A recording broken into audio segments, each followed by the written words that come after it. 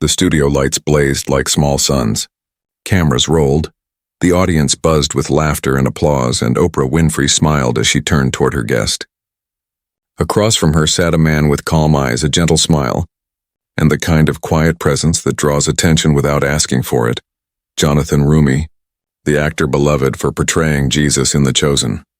Oprah leaned forward, her tone playful yet probing. "So, Jonathan," she said, tilting her head, "you really believe all that faith stuff you talk about?" The crowd chuckled. Some people whispered, others laughed out loud. The camera caught every smirk, every raised eyebrow. On live television in front of millions, it felt less like a question and more like a challenge. But Jonathan didn't flinch. He simply smiled, a small, peaceful smile that seemed untouched by the noise around him. His hands rested calmly in his lap. His eyes never wavered. For a moment, the tension in the room met an unexpected wall of stillness. Oprah continued, still smiling. "Come on," she said, half laughing. "You're a Hollywood actor now. Do you honestly think faith is what brought you here? Not luck, not talent, and faith?" The laughter grew louder. Someone in the audience clapped. Another person shouted, "Tell her!" But Jonathan didn't argue. He didn't match sarcasm with sarcasm. Instead, he took a breath as if waiting for the noise to fade on its own. The camera zoomed in slightly, the kind of shot directors love when a person doesn't need to raise their voice to hold a room. A flicker of curiosity passed across Oprah's face. She wasn't expecting silence. She wasn't expecting composure. The seconds stretched long enough to feel like minutes. Then Jonathan leaned forward just slightly, the faintest hint of a smile returning to his lips. And in that stillness, that calm before his reply, something subtle shifted in the atmosphere. The laughter died down. The whispers stopped. Even Oprah's grin softened.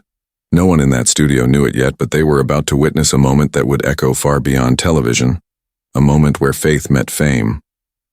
And didn't bow. The silence after Oprah's question hung thick in the air. It wasn't hostile.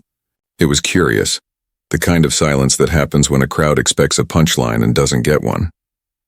The audience members glanced at one another, smiling nervously, wondering if Jonathan would break into humor to ease the tension. He didn't. Instead, he waited. The lights above him hummed, the cameras kept rolling, and every second stretched like a thread pulled tight.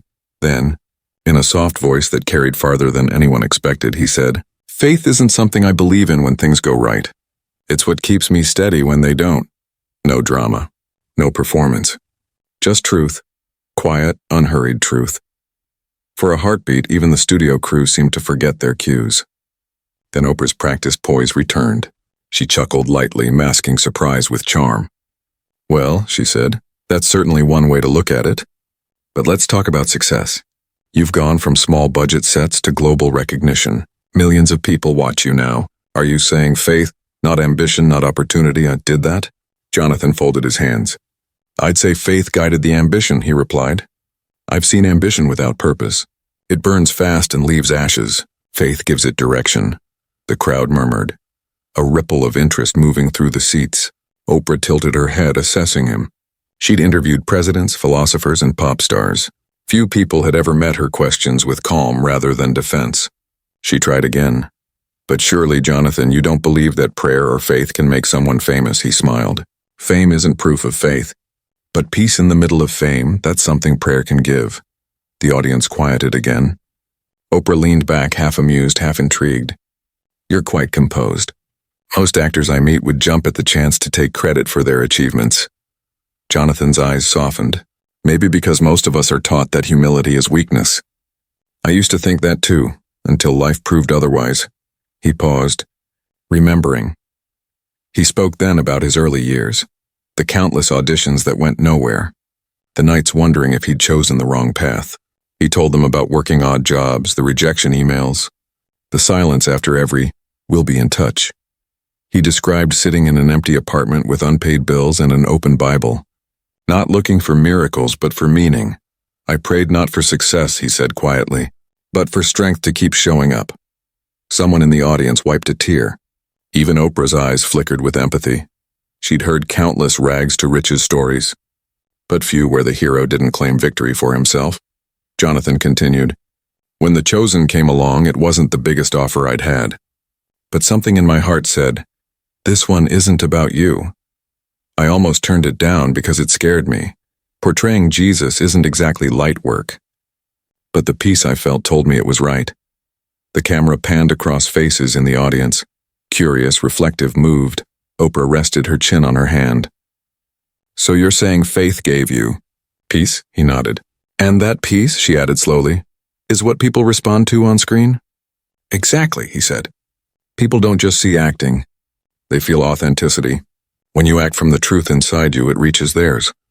She smiled faintly, conceding a point without admitting it. "That's beautifully put," she said.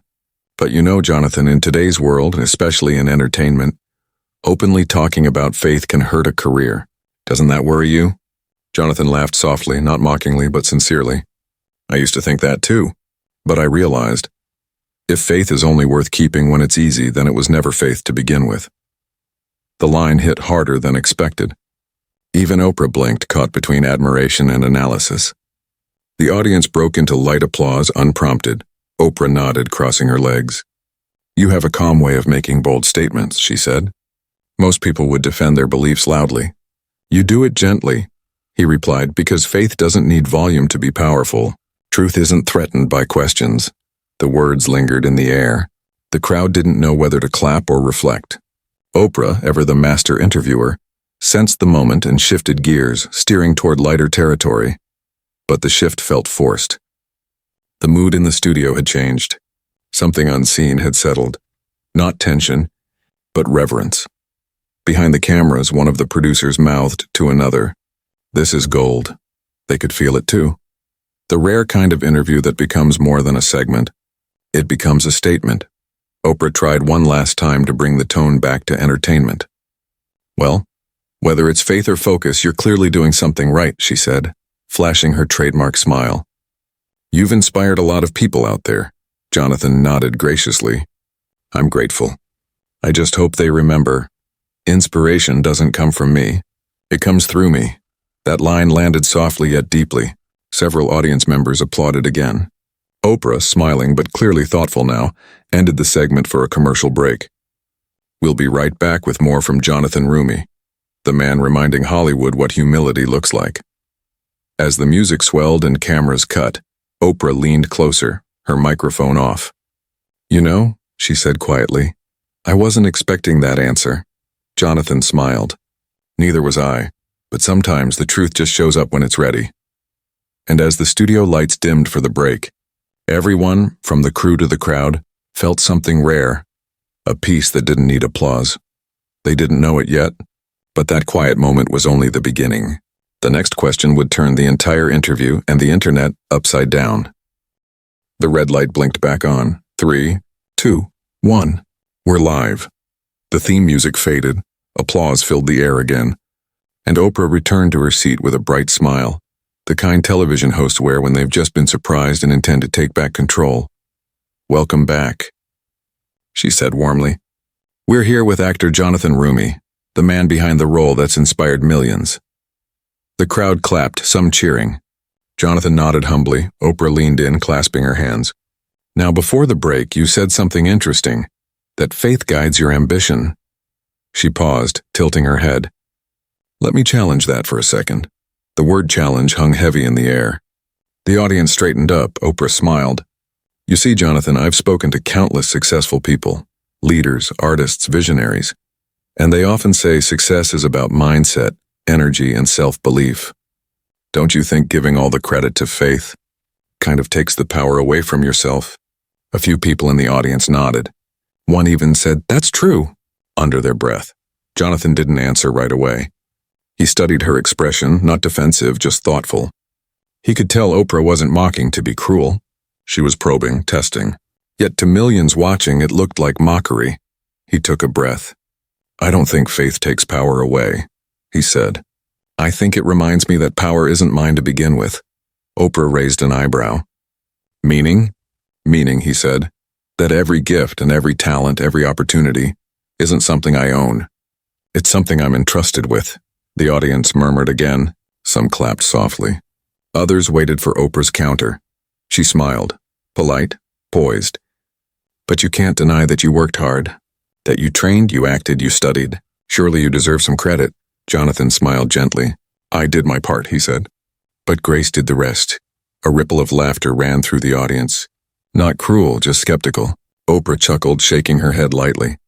Grace did the rest, she repeated. That's a new one. Jonathan didn't react. His calmness wasn't silence, and it was strength contained. Oprah continued, still smiling but pressing harder now. So if someone doesn't succeed, if they fail or struggle or don't get their big break, does that mean they don't have enough faith? That question landed like a spark in dry grass. The crowd murmured louder this time. A few leaned forward, eager for a debate. Jonathan looked down for a moment, then up again, meeting her eyes. No, he said softly. It means faith isn't measured by outcomes. It's measured by endurance. The audience went silent again. Oprah blinked, not out of offense but realization. He wasn't fighting her. He was disarming her, but the producers, sensing a viral moment, encouraged Oprah through her earpiece to keep pushing, to create tension. That's what TV wanted. That's what clips needed. She leaned back, her voice playful yet edged. You're calm, Jonathan. Too calm, she teased. You talk about faith like it's a shield. But surely you've had doubts. Everyone does, Jonathan chuckled. Of course. Even the strongest believers wrestle with doubt. But faith isn't the absence of doubt. It's choosing to stand even while you doubt. That line drew audible gasps. One audience member whispered, wow. Oprah crossed her arms, smiling but now clearly intrigued. So, let's say someone mocks your faith, calls it outdated or unrealistic. What do you do? Do you stay this calm? He smiled faintly. If I get angry, I prove them right. If I stay kind, I prove my faith is real. The crowd erupted into applause. Even Oprah laughed softly, shaking her head. You've got an answer for everything, don't you? Jonathan smiled. Not everything, just the things that matter. But Oprah wasn't done. She wanted the soundbite, the clip that would trend. So she leaned closer, her voice lowering with curiosity. Tell me honestly, she said. Do you ever worry that playing Jesus has made you too holy to relate to normal people? Laughter burst through the crowd again, this time louder, sharper. It was a teasing jab, but it cut close. The camera zoomed in on Jonathan's face, waiting for him to flinch, to defend, to retreat. He didn't. Instead, he looked at her, his voice calm but firm. I don't play Jesus to feel holy, he said. I play him to remind myself how far I still have to go. The laughter stopped instantly. Oprah's expression shifted. Surprise, maybe even respect. Jonathan continued, his tone steady. I'm not perfect, Oprah, not even close. But faith isn't pretending to be perfect. It's learning to stay humble when the world applauds you and grateful when it doesn't. The studio was utterly silent now. Every word landed like a stone in still water, rippling through the crowd. Oprah looked at him for a long moment, then sighed softly. You're different, she said finally. You don't argue. You just speak, Jonathan smiled. Truth doesn't need to shout. The audience clapped again, this time louder, longer. Oprah nodded, smiling in genuine admiration now. You've got something rare, she said. Peace. Peace doesn't come from avoiding questions, Jonathan said quietly. It comes from knowing where your answers come from. And for the first time in the entire interview, Oprah didn't know what to say next. The cameras caught her expression, a mix of surprise and respect, and that image would soon flood social media. The moment Oprah went silent on live TV, the world would replay it again and again, calling it the calmest mic drop in talk show history. But for Jonathan Roumie, it wasn't about winning an argument. It was about witnessing truth, gently, fearlessly, and with grace. For a few seconds after Jonathan's words, the studio didn't sound like a studio anymore. No laughter, no cue cards, no rehearsed energy, just quiet. The kind of quiet that makes everyone hold their breath without knowing why. Oprah blinked once, twice, then slowly leaned back in her chair. The smile she'd worn for half the interview softened, not the professional smile of a host managing a segment, but the raw human one of someone processing what they've just heard. She looked down at her note cards, but suddenly they didn't feel important. The audience didn't move either. Even the camera crew hesitated to cut to a commercial. Somewhere in the control booth, a producer whispered, "Keep it rolling." Jonathan sat still, hands folded, eyes steady but kind. He wasn't enjoying the silence. He was honoring it. Finally, Oprah exhaled, a small laugh escaping her lips. "Well," she said, her voice softer now, "that might be the first time I've been speechless on this stage." The audience chuckled, but it wasn't the same kind of laughter as before. It wasn't mocking. It was relieved. Tension had dissolved into something gentler, something that felt almost sacred. Jonathan smiled, tilting his head slightly. "Sometimes silence says what words can't," Oprah nodded. "You're right about that." She paused again, glancing toward the audience. "You all felt that, didn't you?" A wave of murmurs and nods swept through the room. One woman in the front row wiped her eyes. A man near the back clapped quietly, starting a ripple that spread until the whole audience joined in. Not thunderous applause, but respectful, heartfelt. Jonathan bowed his head slightly, humbled. During the short break that followed, the cameras stopped rolling, but the emotion in the air didn't fade. Crew members exchanged looks, and some smiling, some stunned. One sound technician whispered, "That was real." You could feel it. Backstage, Oprah's assistant leaned toward her, whispering, "We can edit that part later if you want." Oprah shook her head. "No," she said quietly. "Leave it. People need to see that." She sipped her water, looking at Jonathan, who was quietly chatting with a young staffer by the stage steps. He wasn't promoting anything. He wasn't selling himself. He was simply asking how the crew's day had been, thanking them for their work. The kindness was casual, unperformed, the same way he'd been calm under pressure. Oprah watched for a moment, then turned to her assistant again. "You know," she said, "I've interviewed world leaders, philosophers, billionaires, but that man just taught a masterclass without trying." When the show resumed, the energy had changed. The crowd leaned forward, attentive, reverent. Oprah smiled warmly now, not as a host guarding her image, but as a person genuinely curious. "So, Jonathan," she said, "you said something before that I can't stop thinking about. Faith isn't pretending to be perfect." I love that line. "What does it mean to you?" Jonathan smiled. "It means I've failed a lot. I've doubted, questioned, worried. But every time I've fallen, I've learned grace doesn't walk away. It kneels beside you until you stand again." A murmur of amen came from somewhere in the audience. Oprah smiled wider.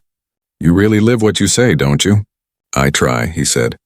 "And when I don't, faith reminds me to try again." Oprah laughed softly. "You know, I started this interview wanting to talk about your show, your fame, your success. But I think what people really need to hear is your peace." Jonathan shook his head modestly. "Peace isn't mine to give," he said. "But I'm happy to share where I found it." The audience applauded again. Cameras panned across faces, tearful, smiling, reflective. Even the usual chatter that filled the studio between segments was gone. People just listened. When the final segment ended, Oprah stood to thank her guest. "Jonathan Roumie," she said, her voice carrying both warmth and awe. "Thank you for reminding us that grace can be calm, strong, and humble all at once." The audience gave a standing ovation. Jonathan stood too, clearly touched but not showy. He shook her hand. "Thank you for letting me share it," he said sincerely. After the cameras faded to black, Oprah turned to him quietly. "You know," she said, "when I asked that question about faith earlier, I wasn't trying to mock you. I just wanted to understand." Jonathan nodded. "I know," he said gently. "Questions are good. They open doors," she smiled, exhaling. "You opened one for me today." As Jonathan walked off stage, crew members approached him, lighting techs, camera operators, even security guards, each wanting to shake his hand, some saying nothing more than "thank you." Outside the studio, the cool air hit his face. He looked up at the sky and smiled quietly. No triumph, no pride, just peace. Inside, Oprah remained in her chair long after the set cleared. The empty studio echoed faintly with the earlier applause. She stared at the empty space Jonathan had just occupied, whispering to herself, "Faith doesn't need volume to be powerful." The next morning, that moment went viral. Millions of views, thousands of comments. Headlines read, "Oprah stunned into silence by Jonathan Roumie's gentle faith." The interview that left a studio speechless. But for those who'd been there, it wasn't about the silence. It was about the shift, the way one man's calm had disarmed an entire room. And for Oprah, it wasn't humiliation. It was awakening. She would later tell her producers, that wasn't an interview. That was a reminder that sometimes the most powerful answers come not from intellect, but from integrity, and that humility can move hearts faster than fame ever could. The next morning, the world woke up to something unusual. Not a scandal, not a fight, but silence. Clips from the interview were everywhere, replayed, reposted, remixed. Yet no one was laughing or mocking. They were listening. The moment Oprah Winfrey, one of the most powerful voices in media, fell silent before a calm, humble actor had struck a collective nerve. Viewers couldn't explain it, but they felt it. Across timelines and comment sections, one phrase kept appearing. He didn't argue. He answered with peace. Within 24 hours, the interview had over 50 million views across platforms. The comments were unlike anything her team had seen before. People weren't fighting. They were reflecting. Meanwhile, inside Oprah's office, the mood was strangely quiet. Her producers huddled around screens, scrolling through reactions. "Look at this," said Maya, her senior editor, reading a comment aloud. "I'm not religious, but this man's calmness moved me." Another comment. "That's what real faith looks like. No judgment, no anger, just grace." Oprah listened in silence, her coffee growing cold in her hands. Finally, she said softly, "People aren't just reacting to him. They're reacting to the feeling he gave them." Her team nodded. They all knew what she meant. It wasn't about religion. It was about resonance. The clip had reminded millions of something they'd forgotten, that gentleness can still command attention in a world addicted to outrage.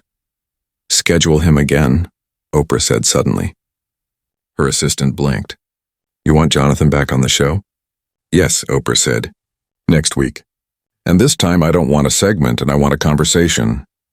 Across town, Jonathan Roumie sat at a small cafe, far from the noise of headlines and hashtags. His phone buzzed nonstop with notifications, interview requests, and congratulations from colleagues. He didn't respond to most of them. He stirred his coffee quietly, reading one message that made him smile. It was from an unknown number. "Thank you for the peace you brought into my living room. I didn't expect to cry watching TV today." He set the phone down and whispered, "Glory to God," under his breath. A waitress approached hesitantly. "Excuse me," she said, "are you Jonathan Roumie?" He smiled politely. "Yes, ma'am. I just wanted to say, that interview yesterday, ma'am, it changed my day. My mom's been struggling, and after watching you, she prayed for the first time in years." Jonathan's eyes softened. "That's the best compliment I could ever receive," he said. "Please tell her I'm grateful she opened her heart again." The waitress smiled, holding back tears. "Thank you. We both needed that." When she walked away, Jonathan looked out the window. The city kept moving, cars, chatter, noise, yet he felt a stillness within it. That was faith, he thought. Not loud, not flashy, just steady. Back in the network boardroom, executives debated how to capitalize on the viral moment. "This is huge," one of them said. "We could spin this into a follow-up series, Faith in Modern Times or something like that." But Oprah interrupted, her tone firm. "We're not turning this into a gimmick. What people saw wasn't branding, and it was truth." The room fell quiet. Everyone knew when Oprah spoke like that. The decision was final. She looked out the window for a long moment before continuing. "You know, I've made a career asking hard questions. But yesterday reminded me, sometimes the best thing you can do with truth is let it breathe." Her assistant smiled faintly. "You're different today." Oprah chuckled softly. "Maybe he reminded me of something I forgot. I used to pray before every show back in the early days. Somewhere along the way I stopped." She turned back to the team. "Let's run the full unedited version. No cuts, no trimming his pauses. The world needs to see the silence too." By that evening, major news outlets picked up the story. Jonathan Roumie's faith shifts Hollywood conversation. Oprah's interview with actor sparks global reflection. When calm beats controversy. Church leaders quoted him in sermons. Atheists posted about his composure. Psychology experts analyzed the power of restraint. Even celebrities shared the clip, writing captions like, "A rare moment of truth on TV. Respect. No ego, no defense, just grace." But Jonathan didn't post or comment. He spent the evening walking through a park, phone in his pocket, whispering prayers of gratitude. He knew fame could twist anything, even faith. if you let it. But he also knew something sacred had happened on that stage, and it wasn't about him. It was about the one who gave him peace when others mocked it. Later that night, Oprah sat on her balcony overlooking the city lights. The air was cool, the sky cloudless. She opened her journal, the same one she'd written in during her early days, before the empire, before the noise. Her handwriting was slower now, more thoughtful. I mocked without malice, but I learned without pride. Faith doesn't need to defend itself. It simply stands. Sometimes Grace walks into a studio disguised as a guest. She closed the book, exhaling deeply. Then she whispered, almost to herself, "Maybe that's what I've been missing." And somewhere across the city, Jonathan Roumie was probably doing the same thing, sitting quietly, giving thanks for a day that had nothing to do with fame, and everything to do with faith. Because the real revelation wasn't that he silenced Oprah, it was that he reminded the world, and maybe even her, that the calmest voices often carry the loudest truth. A week later, the studio looked the same. Same lights, same cameras, same crowd. But the energy? Entirely different. No one came expecting entertainment this time. They came for something else, for meaning. Signs in the audience read, "Faith over fear." "Thank you, Jonathan." Silence spoke louder. Producers could feel it before the show even started. There was a calm anticipation, like a congregation waiting for something sacred. Backstage, Jonathan Roumie adjusted his cufflinks, not nervously but prayerfully. He wasn't here to defend anything. He was here to continue a conversation that the world hadn't stopped having all week. Oprah stepped into the dressing room just before they went live. Gone was the glamorous host persona. She wore a simple black suit, minimal jewelry, her eyes thoughtful and warm. "Jonathan," she said quietly, "I wanted to talk before we start." He smiled. "Of course." She hesitated for a moment, then said, "Last week I asked you questions to challenge your faith. I thought I was doing my job. But I realized afterward, I wasn't really listening." "I was testing." Jonathan's eyes softened. "That's okay," he said. "Sometimes faith needs to be tested to show it's real." Oprah exhaled, smiling slightly. "You said something that's been echoing in my head all week. That peace comes from knowing where your answers come from. I've been asking myself if I even know where mine come from anymore." Jonathan placed a hand over his heart. "If you're asking that question, you're already closer to the answer than you think." She nodded. "Well, let's go find it together. Live." As the opening music faded and the crowd's applause filled the air, Oprah walked onto the stage with a smile that felt different this time, genuine, unguarded. "Welcome back, everyone," she said.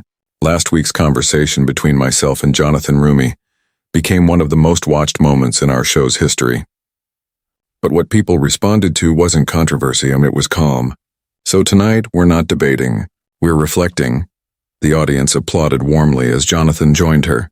"Jonathan," Oprah began, "I'll be honest, I've been doing this for decades, and I've never received letters like the ones that came after your interview. People said you gave them hope. You reminded them to pray again. You even made a few skeptics rethink things." Jonathan smiled humbly. "I'm grateful. But all I did was share what's already been shared with me." Oprah nodded slowly. "You've said before that faith isn't loud, but clearly your silence last week spoke volumes. Why do you think people connected to that so deeply?" Jonathan paused thoughtfully. "Because we live in a world where everyone's trying to shout their truth louder than the next person. But truth doesn't compete, it just is. When people hear it, even quietly, their souls recognize it." The audience murmured in agreement. One woman in the front row nodded, tears glistening in her eyes. Oprah leaned forward, resting her chin on her hand. "You've made me think about my own journey. You know, there was a time I prayed before every show. I asked for wisdom, not ratings. Somewhere along the line, I started relying more on instinct than inspiration. Maybe I got too comfortable." Jonathan smiled gently. "Maybe you just got too busy. The heart doesn't stop believing, and sometimes it just stops pausing long enough to listen." A ripple of applause filled the air. Oprah laughed softly. "You have this way of turning everything I say into a sermon." He chuckled. "I don't mean to, but sometimes truth echoes even when you whisper it." She smiled warmly, shaking her head. "You know, when you first came here, I thought you were just another actor trying to sound spiritual. But after seeing you, after feeling that peace, I realize you're not acting at all. You're living it. Jonathan bowed his head humbly. That's the goal. Not perfection, just presence. As the conversation deepened, Oprah shared stories of her own. Moments of doubt, burnout, the pressure of always being the voice people listen to. There are days, she said quietly, when I feel like I've inspired everyone but myself. Jonathan listened and said, That's because pouring out without filling up empties the soul. Even light needs to rest. She sat back, nodding slowly. You're right.